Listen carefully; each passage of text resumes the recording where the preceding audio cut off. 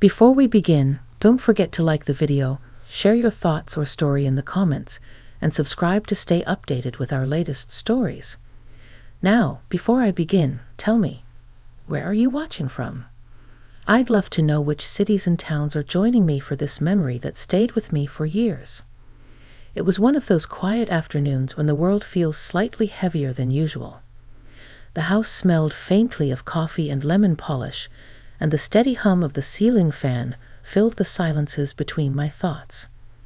I was in my late 50s then, long past the whirlwind of raising my own kids, but still close enough to those years to remember the chaos and the joy they brought. I wasn't expecting anyone that day, so when I heard the hesitant knock at my front door, I almost didn't answer. When I opened it, there he was, Ethan, my sister's grandson.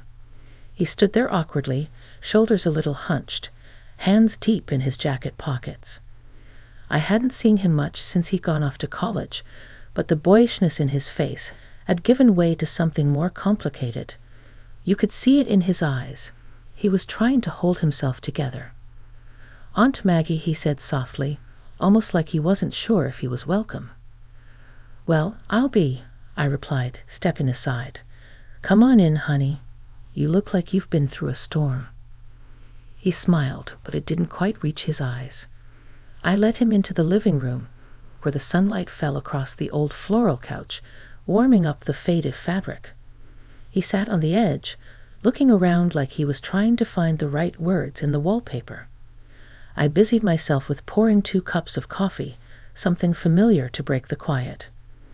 When I handed him his cup, his fingers brushed mine, trembling slightly. "I didn't know who else to talk to," he said. I needed someone who wouldn't judge me."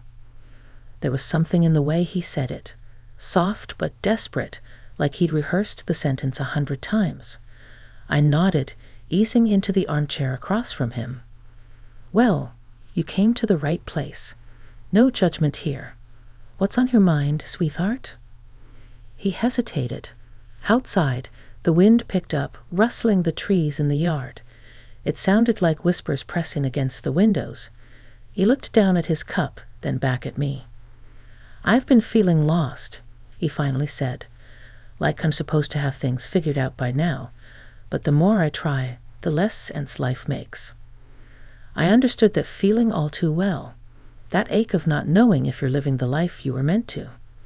I remembered my own moments of doubt, the quiet evenings when I'd sit alone in this same room, wondering if I'd made the right choices, if the version of myself I'd built was still true. "You know," I said, leaning forward a little, "nobody really figures it out. We just learn how to live with the parts that don't make sense.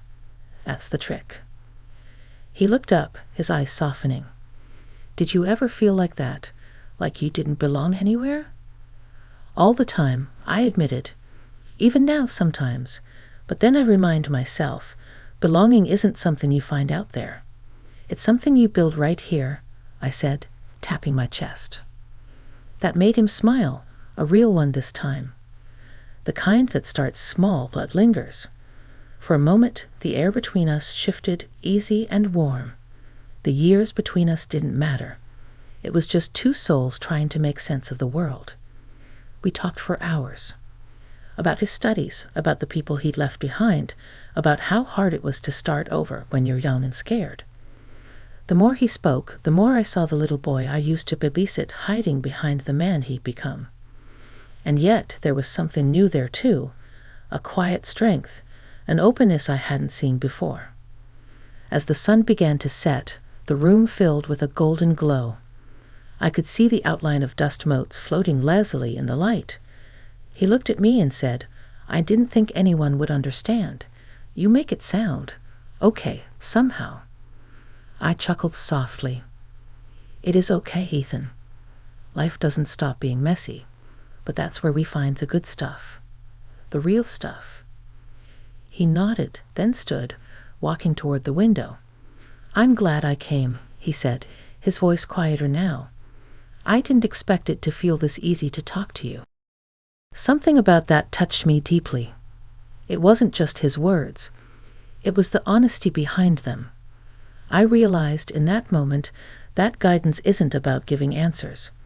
It's about showing someone they're not alone in the asking. That evening as he left, he hugged me tightly. It wasn't just gratitude, it was connection, pure and simple. When the door closed, the house felt different. Not emptier, but fuller somehow, like the echo of his visit had filled it with something warm and alive. I remember standing there for a long time, listening to the quiet, feeling the gentle pulse of memory settling in. I didn't know it then, but that day was just the beginning of something unexpected, something that would change both of us in ways neither of us saw coming. And that, my friends, is where the story truly begins. A few weeks passed before I saw Ethan again. Life moved in its usual quiet rhythm. Morning coffee, tending to my little garden, the steady hum of local radio keeping me company through the afternoons. I had almost convinced myself that our talk that day had been a one-time thing, something he needed to get off his chest before moving on. But one Friday evening, just as the sky was painted in shades of peach and lavender, there was another knock at my door. When I opened it, there he was again, that same uncertain smile tugging at his lips. Only this time he looked lighter, like some invisible weight had been set down for a while. "Hope I'm not intruding," he said. "I was in the area and thought I'd check in." I laughed softly. "Intruding? Honey, the door's always open for family. Come on in before the mosquitoes decide your dinner." He followed me inside, and soon we were back in our familiar spots. Him on the couch, me in the armchair with 2 mugs of coffee between us. The air smelled faintly of cinnamon that evening. I'd been baking bread, something I often did when I felt restless. He noticed the loaf cooling on the counter and smiled. "You still bake when you're thinking too much," he said. I looked at him, surprised he remembered. Well, some habits don't change. Keeps the mind steady. We sat there talking, the conversation moving easily from light jokes to deeper thoughts. He told me about a project he'd been struggling with, how his confidence kept slipping every time he thought he had it figured out. I listened, nodding, occasionally offering a word or two when I sensed he needed it. At one point I asked, "When was the last time you did something just for yourself?" Not because it was expected, not because it looked good on paper, just because it made you feel alive. He hesitated, then shrugged. "I can't remember."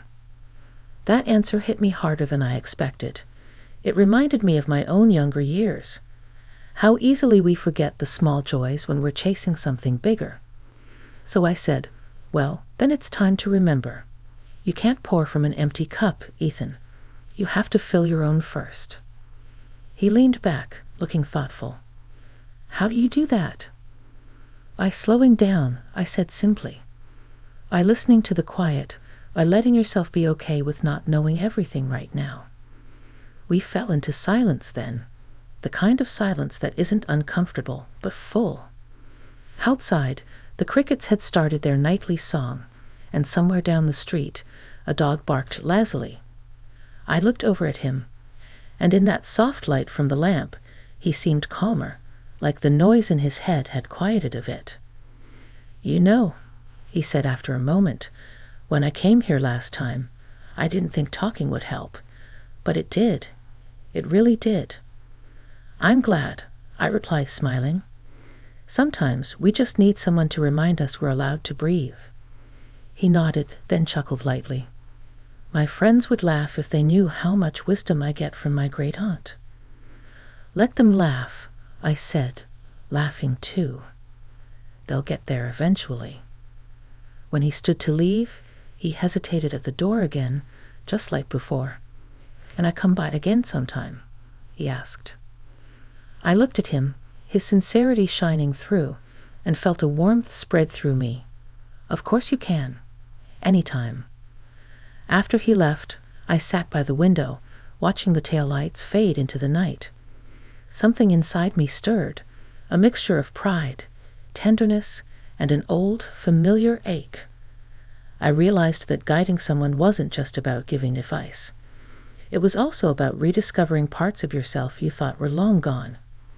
In helping him, I was starting to heal pieces of myself too, the forgotten dreams, the quiet regrets, the small hopes that never really faded. Life has a funny way of circling back like that, reminding you that every connection, no matter how unexpected, carries a purpose. That night, I sat with my cup of tea, staring at the flickering shadows on the wall, and thought about how sometimes guidance goes both ways. What began as his search for direction was slowly becoming our shared journey, a lesson neither of us had expected to learn. And I had the feeling deep down that this was only the beginning of something that would stay with us both for years to come. The weeks that followed turned into a quiet rhythm of visits. Ethan would stop by every other weekend, sometimes with a basket of fresh peaches from the farmer's market, sometimes with nothing but that same thoughtful smile. Our talks became a kind of ritual, coffee or tea on the table, sunlight filtering through the lace curtains, our words flowing in that slow, honest way only real conversation allows. One late afternoon in early fall, he showed up looking troubled again. I could see it in the way he stood at the gate, shoulders drawn in, hands deep in his pockets. The leaves were just starting to turn gold, and a cool breeze carried the scent of dry grass. I waved him in and said, "You've got that stormy look again. Come on in before the wind carries you off." He managed a small laugh, but when we settled into our usual spots, his silence said more than words could. I waited, giving him space to find his own way to the point. Eventually, he spoke. "Aunt Maggie," he said quietly, "have you ever felt like you're doing everything right, but it still feels wrong somehow? Like you're living someone else's version of your life?" The question caught me. It wasn't the first time I'd heard someone say it, but hearing it from him, with that mix of confusion and sincerity, brought back echoes of my younger self. I nodded slowly. "Oh, many times, especially when I was your age. I thought I was walking the right path, checking every box, but I forgot to ask myself if I was happy." He leaned forward, elbows resting on his knees. "That's exactly it. Everyone tells me what I should want: career, money, success. But none of it feels real to me. I feel like I'm pretending." I studied him for a moment, seeing the struggle beneath his calm expression. "Pretending can wear you out," I said softly. "It drains you because it's heavy, holding up a life that isn't yours. You've got to start listening to the part of you that's been whispering underneath all the noise." He looked down, thoughtful. "I think I've been afraid of that voice, afraid of disappointing people." "Disappointing others is easier to recover from than disappointing yourself," I told him. "Trust me, I've lived long enough to know." The air between us shifted again, like it always did when truth made its quiet entrance. He didn't speak for a while, just looked around the room, the old photos on the mantel, the soft ticking of the clock, the faded quilt draped over the armchair. "You know," he said after a pause, "this house feels like a time capsule. Everything here has a story." I smiled. It does. Every mark, every scratch, every picture frame. That's how life should be too, a collection of stories, not checklists. He nodded, and for a long while we sat there in silence, just listening to the wind outside. The branches brushed against the windows in a steady rhythm, like the world was reminding us to slow down. After some time, I brought out a small wooden box from the cabinet. It was full of old photographs, my family, friends, a few of me in younger years, smiling beside people I hadn't seen in decades. Ethan picked up one of them, a faded picture of me and his grandmother sitting by a lake, laughing. "You look so happy here," he said. I replied. "We didn't have much, but we had freedom. We made our own choices, even when they scared us." He looked at me then, something unspoken passing between us. Understanding, maybe admiration, or just that shared recognition of what it means to be human and searching. Before he left that evening, he said, "You always make things feel clearer, Aunt Maggie. Not easier, but clearer." "That's all clarity ever does," I told him with a smile. "It shows you the road. Walking it is up to you." After he drove away, I stood on the porch watching the taillights fade into the dark. The wind carried the faint sound of crickets, and somewhere far off, a train whistle called through the valley. I thought about how life gives us these rare moments, crossroads disguised as conversations, lessons hidden in the simple act of listening. Ethan had come to me for guidance, but what I hadn't expected was how much his questions were teaching me too. He made me remember parts of myself I'd tucked away long ago, the woman who once dreamed, who dared, who believed there was always more to discover, no matter your age. As I closed the door that night, I felt a deep calm settle in my chest. Something was changing, quietly but certainly.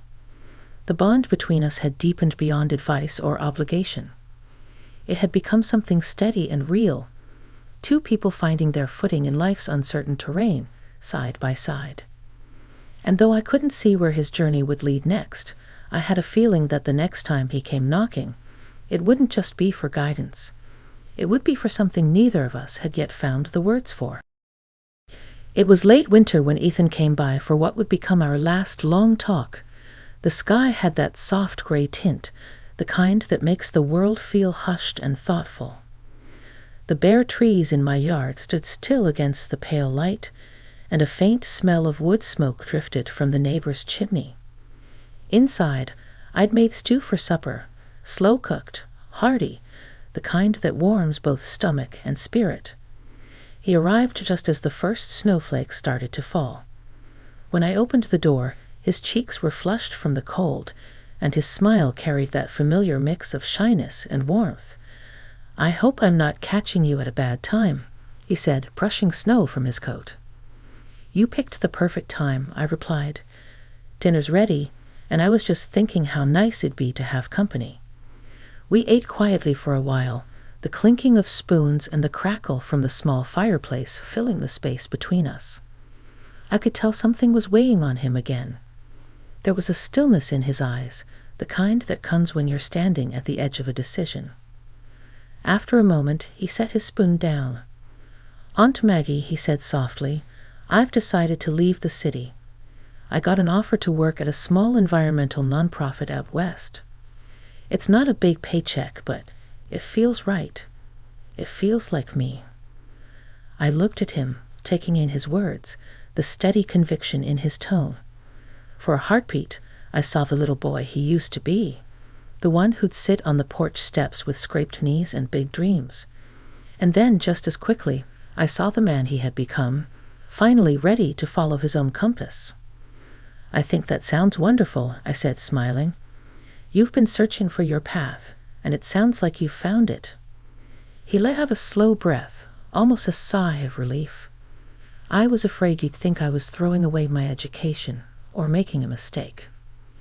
"Ethan," I said, "there's no mistake in choosing something that makes you feel alive. The only mistake is ignoring that call when you hear it." He looked at me for a long moment, then nodded. "You always know how to make things make sense." I laughed softly. "No, I just know how to listen. You already had the answers. You just needed someone to remind you they were there." We moved to the living room afterward, sitting by the fire as the snow deepened outside. The world beyond the windows seemed wrapped in silence, the kind that makes everything feel sacred. He told me about his hopes for the new job, the people he'd be working with, the small town where he'd live. I listened, proud and a little wistful. "You'll do great," I said. "Just don't forget to write once in a while. An old woman likes to know her advice didn't go to waste." He smiled, that warm, earnest smile I'd come to know so well. "You're not old," he said. "You're the reason I found the courage to do this." That touched me more than I could say.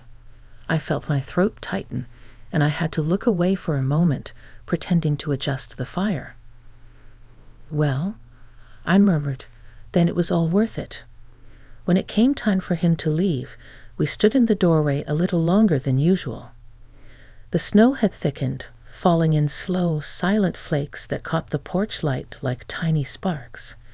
He hugged me, a long, steady embrace that spoke of gratitude, of endings and beginnings all at once. "Take care of yourself," I said, my voice low. "And remember, life isn't a race.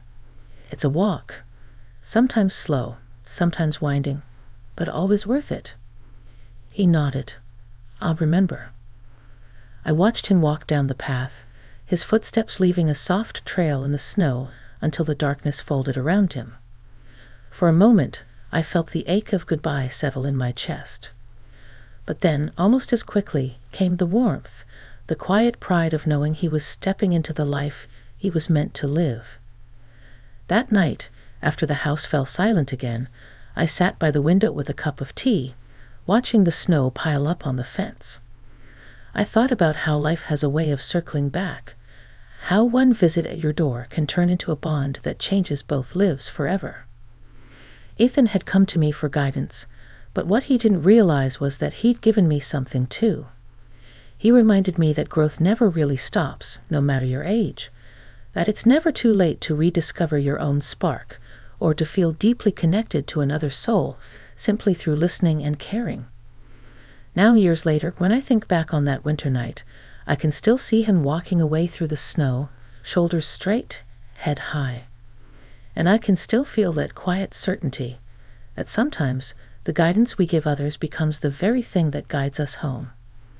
So wherever you're watching from tonight, I hope this story reminds you of something simple yet powerful. Every heart, no matter how old or young, is still learning how to find its way. And sometimes all it takes is one honest conversation to set it free.